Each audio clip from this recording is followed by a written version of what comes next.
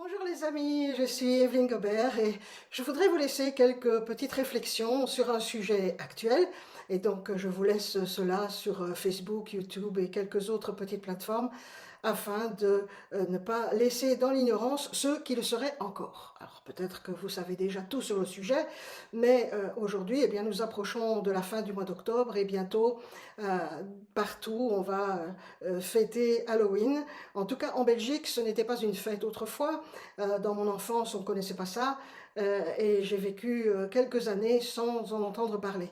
Puis petit à petit, ça s'est glissé en Europe et en francophonie à cause des films américains et surtout d'un marketing bien appuyé de Walt Disney. Et puis Euro Disney est vu s'installer en Europe et puis cela a déferlé sur nos contrées.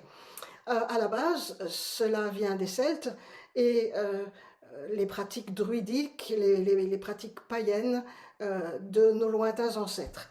Surtout dans les régions de l'Irlande, ça s'est développé là-bas, et puis c'est parti aux États-Unis, où c'est devenu petit à petit une fête aussi importante que la fête de la reconnaissance, qu'on appelle Thanksgiving aux États-Unis, ou que la fête de Noël.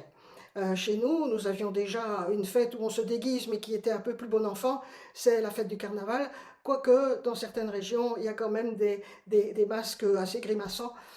Mais Halloween est un phénomène assez récent dans nos régions.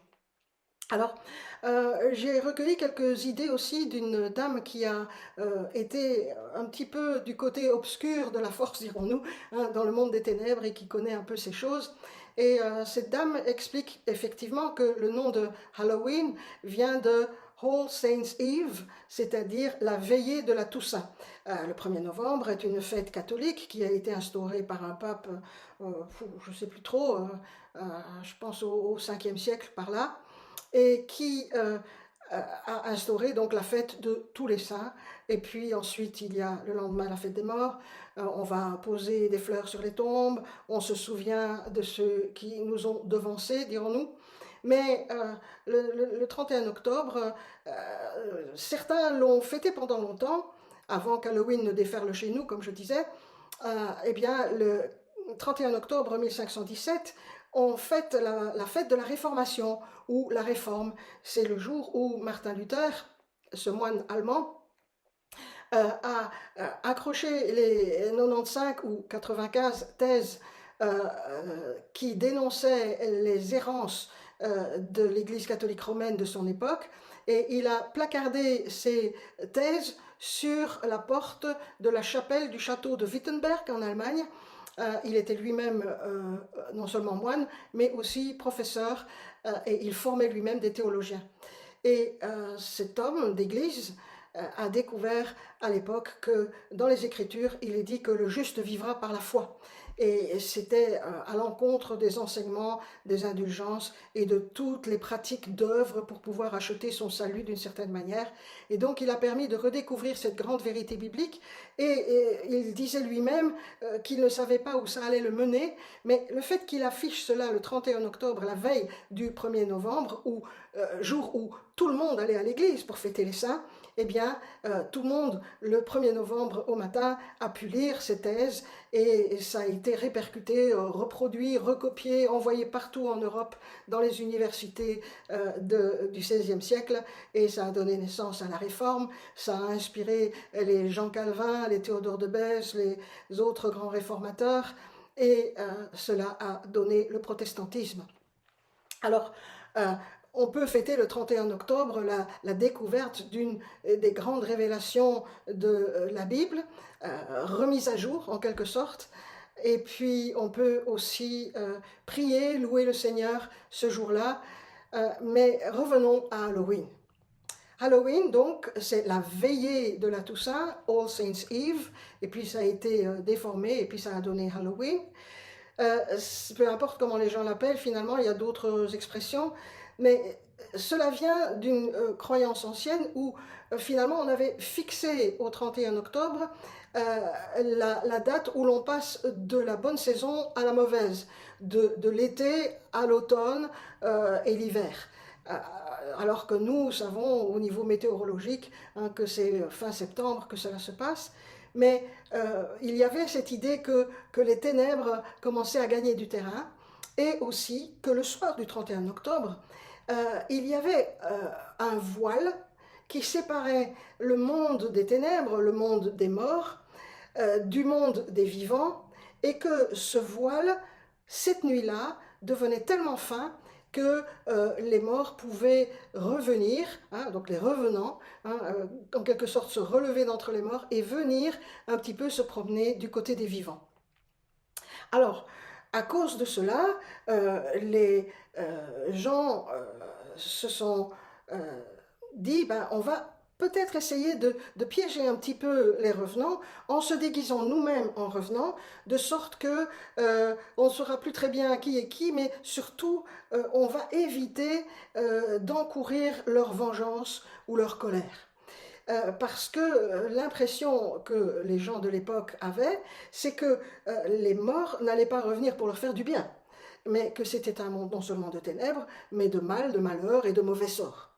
Alors pour éviter que les morts ne viennent leur lancer de mauvais sorts, il s'agissait de les apaiser.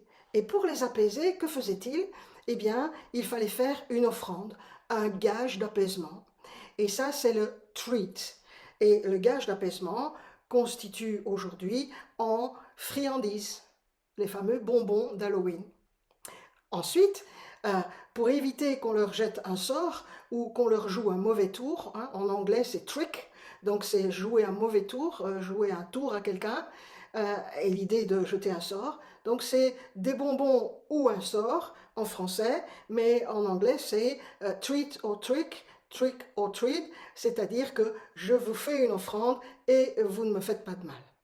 Donc il y a cette espèce d'échange, de bon voisinage, dirons-nous. Euh, alors il y a aussi non seulement les déguisements, mais aussi les décorations des façades, des jardins, avec les fameuses citrouilles, les potirons et toute autre forme de courge. Et puis on va les évider, on va découper une forme de visage, mais pas n'importe comment. C'est que l'on va permettre à cette citrouille, par exemple, d'avoir un visage grimaçant. Alors, cette citrouille porte un nom, Jack-o'-lantern, c'est-à-dire Jacques la lanterne. C'est l'idée, en fait, d'y glisser une lumière et que cette lumière éclaire, mais qu'elle éclaire un visage grimaçant, et donc qui font la grimace et qui ont l'air agressifs et qui grognent contre les mauvais esprits pour leur faire peur et les éloigner de la maison. Donc c'est en guise d'amulette ou de protection de la famille et de la maisonnée.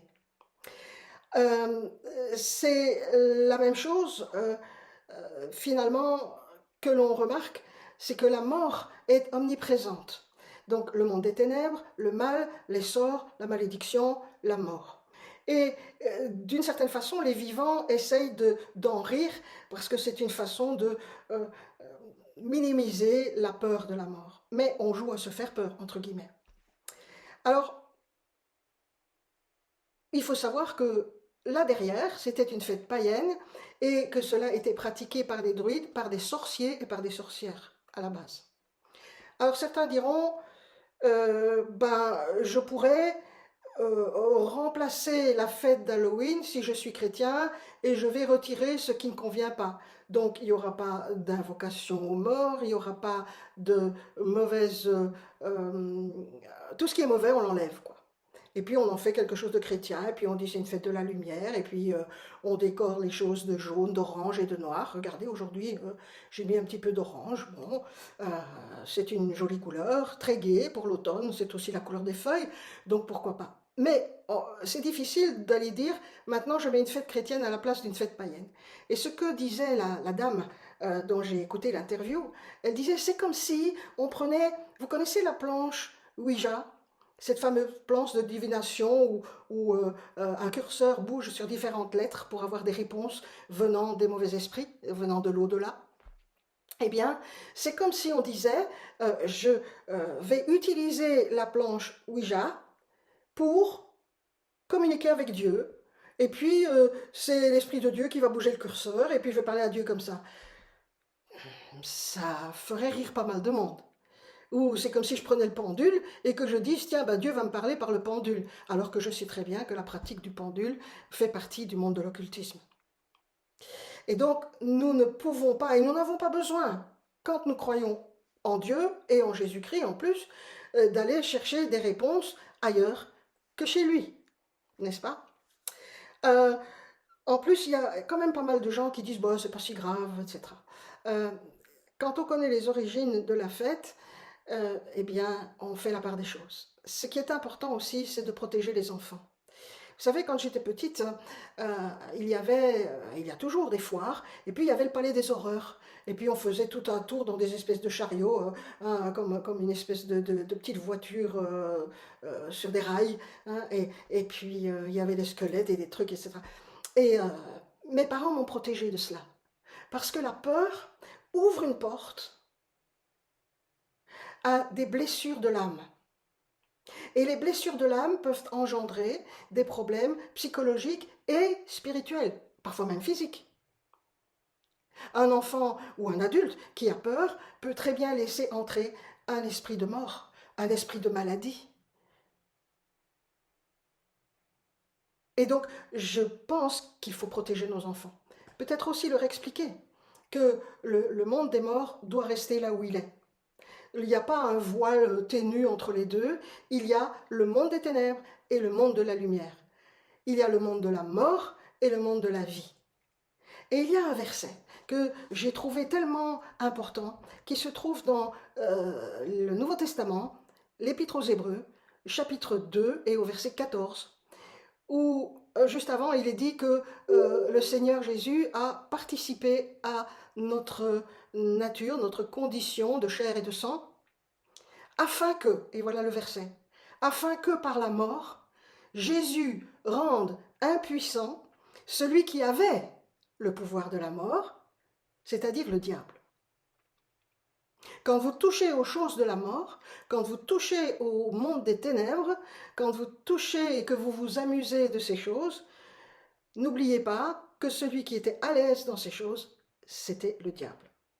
Jésus, en mourant sur la croix et en ressuscitant, a enlevé ce pouvoir au diable, de sorte que ceux qui croient en Jésus, qui lui confient leur vie et qui disent « Seigneur, je veux vraiment te suivre », et qui acceptent Jésus comme leur sauveur et qui croient qu'en Jésus ils ont la vie éternelle, ce n'est pas vivre de cette vie-ci éternellement, mais cela veut dire de ne pas être perdu éternellement, de ne pas être dans le monde de l'enfer pour l'éternité, mais de vivre avec Dieu pour toujours. Et cette vie-là, nous pouvons la commencer dès le moment où nous disons « Oui Seigneur, je veux vivre pour toi ». Et cette vie qui va se prolonger pour l'éternité commence au moment où on accepte le Dieu de la vie. Dans le Deutéronome, il y a un verset très important et qui pourrait être le titre de notre réflexion d'aujourd'hui, c'est « Choisis la vie et non la mort ». Qu'est-ce que nous choisissons, la vie ou la mort? C'est un choix. Et il faut que ce choix soit bien délimité. On ne peut pas avoir de mélange. S'il y a un petit peu de la mort qui rentre, votre vie ne va pas aller très bien. Les enfants doivent être protégés, oui. Mais comment faire? Eh bien, c'est de s'asseoir avec eux et de leur expliquer. Et pour avoir été enseignante pendant des années, je peux vous dire qu'il n'y a pas d'âge pour comprendre ces choses. Les enfants sont très sensibles au monde spirituel. Parce que c'est quelque chose qui a rapport avec le spirituel, Halloween. C'est pas juste du folklore. Vous le savez autant que moi. Et donc les enfants sont très sensibles. Vous savez, quand ils sont tout petits, ils voient encore des choses comme s'ils nous avaient été parachutés du monde invisible, du monde céleste. On dirait qu'ils voient les anges, ils voient parfois les ombres, et ils sont plus sensibles au monde spirituel que plus tard quand on devient adulte. Et donc ils vont comprendre très bien ces choses en leur disant « Ne touche pas à cela. Préserve ta vie, préserve tes yeux. » La même chose pour tous les films d'horreur, d'ailleurs, ce n'est pas seulement pour Halloween. Mais j'ai connu une jeune fille dont la maman disait « Écoute, je vais t'endurcir, tu vas être forte, tu vas pouvoir résister, tu n'auras plus peur de rien, je vais t'emmener voir des films d'horreur au cinéma. » Mais cet enfant était à la limite du déséquilibre mental par moments. elle m'a confié à certains moments qu'elle voyait des zombies la suivre dans la rue. Et donc on a ouvert des portes dans la vie de cette jeune adolescente et ça l'a profondément perturbée jusqu'au moment où on a pu prier avec elle et où on a pu l'aider à grandir dans ces choses et où j'ai beaucoup parlé avec elle dans mes cours.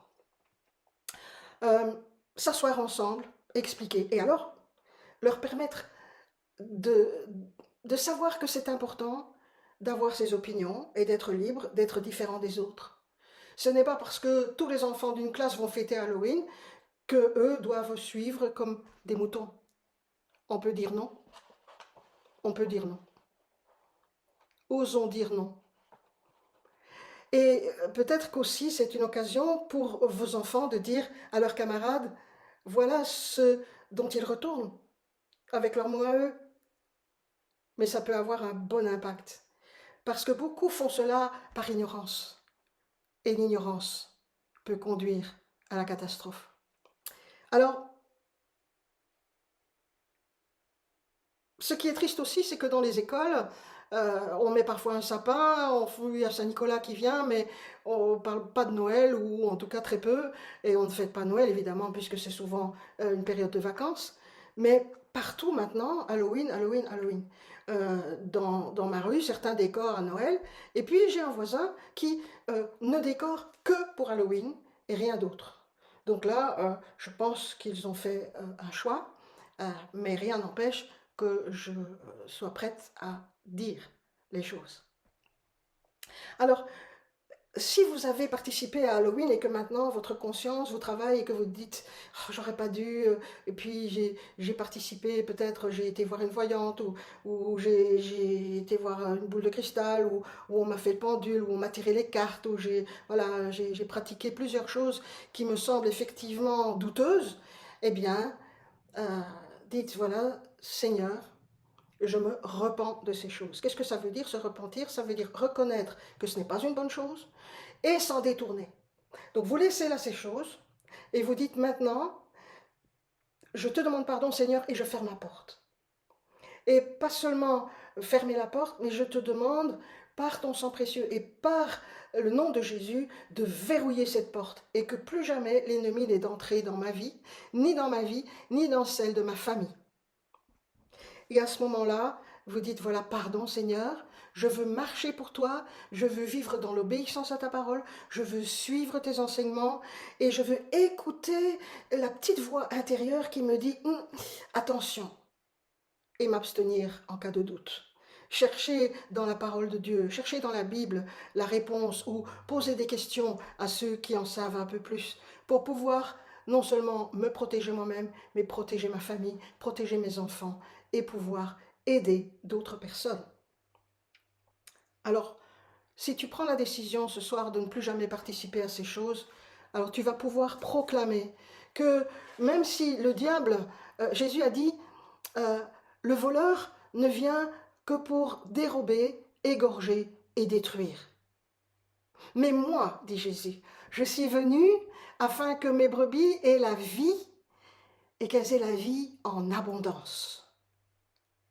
Une vie abondante, une vie épanouie, une vie lumineuse, une vie glorieuse, une vie pleine de paix, de grâce, de bonheur en Jésus-Christ.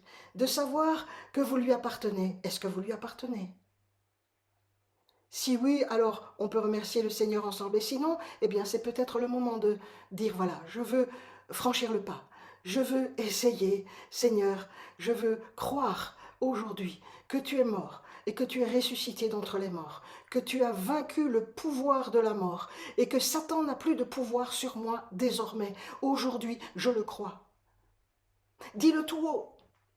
Répète-le, recule un peu la vidéo et redis ces choses. Seigneur, je crois que tu es mort, que tu es ressuscité, que tu as vaincu la mort. Et que aujourd'hui, celui qui avait le pouvoir de la mort est rendu impuissant. Il ne peut plus rien. Il y a dans le psaume 23 un texte qui dit, c'est le titre, c'est « L'Éternel est mon berger, je ne manquerai de rien », etc. Et puis il y a le verset qui dit « Quand je marcherai dans la vallée de l'ombre de la mort, Je ne crains aucun mal car tu es avec moi. Ta houlette et ton bâton me rassurent. Le bon berger est là, à tes côtés, même si tu traverses une période sombre, même si tu sens l'ombre planer de la mort au-dessus de toi, même si tu sens l'ombre et les ténèbres qui rôdent autour de toi. Si tu appartiens à Jésus, Jésus qui est la lumière du monde, est venu en toi. Tu es devenu à ce moment-là enfant de lumière, enfant de Dieu. Dieu est le Père des lumières. Et toi-même, enfant de lumière, tu ne crains plus l'ombre, ni la pénombre, ni ce qui est sombre, ni les ténèbres, ni l'obscurité, ni la peur, ni l'angoisse, ni les monstres, ni les revenants, ni tout ce qui est finalement plus de l'intimidation qu'autre chose. Parce que le diable a perdu son pouvoir et il ne pourra pas t'attirer dans les ténèbres. C'est fini. Il a perdu sa proie aujourd'hui. Dans le nom de Jésus, je proclame qu'il a perdu sa proie aujourd'hui, qu'il ne peut pas te toucher. Et si tu sens un petit frisson, une petite peur, tu proclames le nom de Jésus. Parce qu'au nom de Jésus, les démons eux-mêmes tremblent. Oh, ils croient que Dieu existe, ils le savent. Ils savent que Jésus est vainqueur. Ils savent qu'ils ont été vaincus le jour où Christ a été crucifié sur la croix et où il a réduit à néant tous les plans du diable pour te tuer. Parce que Jésus est mort à ta place. Il est mort à ma place. Et c'est pour ça que le diable n'a plus de prise. Au moment où il disait « je peux le tuer ou la tuer », je peux l'avoir entre mes griffes et l'entraîner en enfer, à ce moment-là, Jésus a fait « je le prends, je la prends ». Et c'est maintenant moi qui meurs à sa place. Oh, le diable n'a plus de prise, il ne sait plus où prendre. Et Jésus a écrasé la tête du diable. Il est ressuscité. Il est vivant. Il écoute nos prières. Il entend nos prières aujourd'hui. Alors, pas de quoi avoir peur d'Halloween ni quoi que ce soit, mais il ne faut pas non plus dire « oh, c'est rien du tout, c'est pas grave ». C'est grave surtout que cela ouvre des portes. Et cela met en condition les enfants, c'est-à-dire la future génération, à manipuler, à comprendre un petit peu mieux les sorciers, les jeteurs de sorts, etc. Et ça les fait minimiser la gravité de ces choses. Ce sont des choses graves, et lorsque l'on appartient à la lumière, on ne touche absolument pas à l'autre monde, qui est dans la défaite, et ça c'est le camp des perdants. Si tu as donné ta vie à Jésus, si tu lui appartiens, tu es dans le camp des vainqueurs. Alors on n'a pas besoin d'aller se ressourcer ailleurs, lorsqu'on a tout en Jésus. Il est le Dieu de la vie. Non seulement le Père des Lumières, mais le Dieu de la vie. Il a créé la vie. Et il crée en toi, aujourd'hui, une vie nouvelle. Il te donne une espérance. Et il te donne, peu à peu, des solutions pour marcher jour après jour, main dans la main, en toute confiance, avec celui qui est devenu ton Père, celui qui t'aime, qui a donné son Fils unique Jésus, pour que tu aies la vie éternelle et que tu ne périsses pas au fin fond de l'enfer. Alors aujourd'hui, lorsque plusieurs célèbrent les enfers et tous leurs sbires, aujourd'hui, nous célébrons le Dieu de la vie, nous célébrons Jésus-Christ et nous proclamons sa victoire. Et nous savons que ces choses de plus en plus seront manifestes jusqu'au jour où il viendra pour établir son royaume et où tout ce qui est ténèbres, obscurité, mensonge, mort même, tous ses ennemis seront définitivement écrasés. Et il y a un autre verset que je vais vous lire pour vous redonner espoir. C'est dans Romains au chapitre 16 et au verset 20. Il est écrit « Le Dieu de paix brisera bientôt Satan sous vos pieds. Il le mettra sous vos pieds et il sera écrasé. Bientôt, très bientôt, la paix viendra et nos combats seront finis. En attendant, relevons la tête. Le jour du Seigneur arrive et il vient bientôt. Je vous salue tous dans le nom de Jésus. J'espère que cette réflexion vous aura aidé. Si vous avez des questions, écrivez-moi là en dessous. Vous pouvez mettre des pouces. Vous pouvez surtout partager pour que beaucoup entendent le message de la vérité selon les évangiles. Amen, amen. À bientôt. Ciao, ciao.